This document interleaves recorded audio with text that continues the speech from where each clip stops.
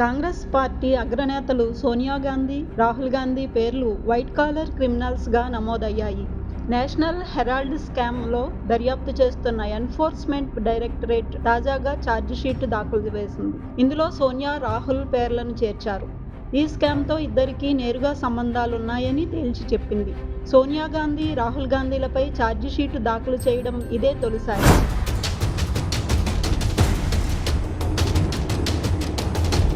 National Herald వార్తాపత్రికను 1938లో మాజీ ప్రధాని జవహర్లాల్ నెహ్రూ స్థాపించారు.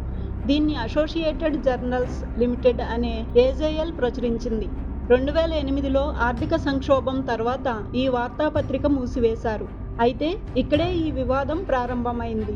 దీని తర్వాత 2010లో యంగ్ ఇండియా ప్రైవేట్ లిమిటెడ్ అనే కంపెనీ ఏర్పడింది. దీంట్లో సోనియా గాంధీ, రాహుల్ గాంధీ 38% వాటాను కలిగి ఉన్నారు. 2,000 కోట్లకు పైగా విలువైన ఏజేఎల్ ఆస్తులను కేవలం 50 లక్షలకు కొనుగోలు చేసి ఆస్తులను మొత్తంగా కొల్లగొట్టేశారు.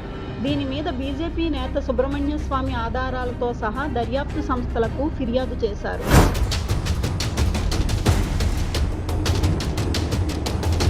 విదేశీ నిధులతో నేషనల్ హెరాల్డ్ పత్రికను నడిపారన్న ఫిర్యాదు మేరకు ఈడీ, సీబీఐ దర్యాప్తు చేపట్టాయి.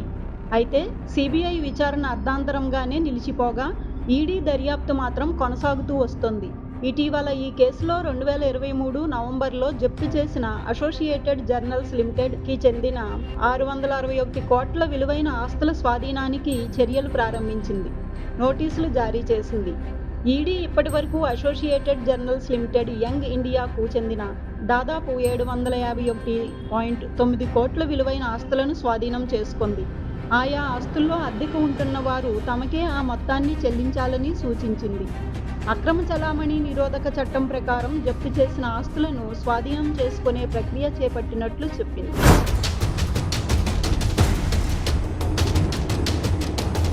మొత్తం మీద నేషనల్ హెరాల్డ్ స్కామ్లో సోనియా గాంధీ, రాహుల్ గాంధీ పాత్ర స్పష్టంగా తెలిసిపోతుంది. దీంతో ఈడీ చర్యలు ఎలా ఉంటాయి అనే దాని మీద చర్చలు జరుగుతున్నాయి.